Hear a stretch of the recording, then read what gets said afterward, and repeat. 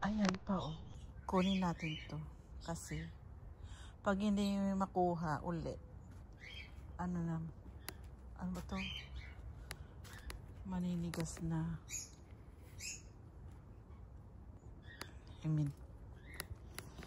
Ayan na.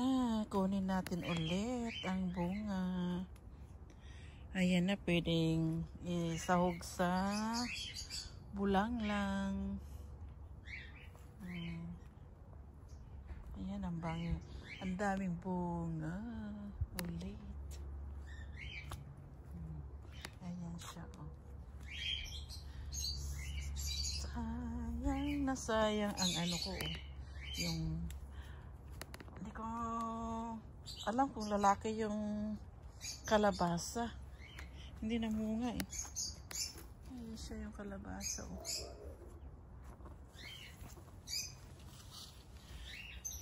Ayan, 2 araw na umulan, kaya lumago lahat mga halaman ko, mga tanim ko. Ayan siya, mga sili. Ayan. Ito, hinarbis ko na yung mga sili kasi linagay ko doon sa mga, pinikals ko siya. Inartem ko, kumbaga Ilocano, inartem. Ito na yung malunggay namin. Ayan siya, oh. Linagyan ng ganito na kasi taglamig na, baka mapurosin na naman. Kagaya nung last time. Ayan. Dapat sana,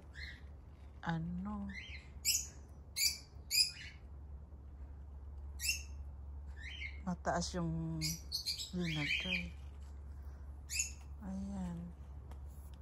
Sana nga makaligtas tong winter.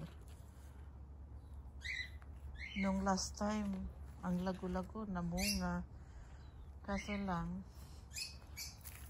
nung nag-winter na, wala na.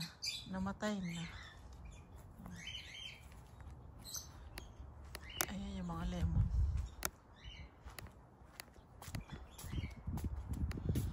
Yan lang ang update ng aking halaman. Oh guys, ito oh. Hindi ko alam kung maulang to kaya.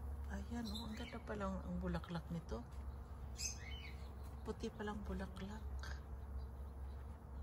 Ayan siya. Ngayon ko lang nakita ng bulaklak. Kumbaga na bulaklak, das mean hindi natuloy na bunga. Ganun ba yun? Ayan siya oh.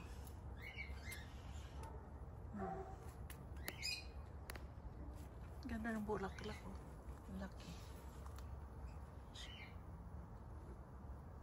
Ngayon ko lang nakita ng bulaklak. Kapag nakita ko na, bunga na siya. Talong. May bunga pa kayang talong namin? Wala na. Ayan, wala. Okay guys, ito na lang yung update ng aking halaman dito sa backyard. Thank you guys.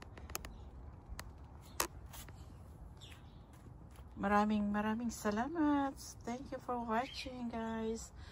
Thank you. Bye.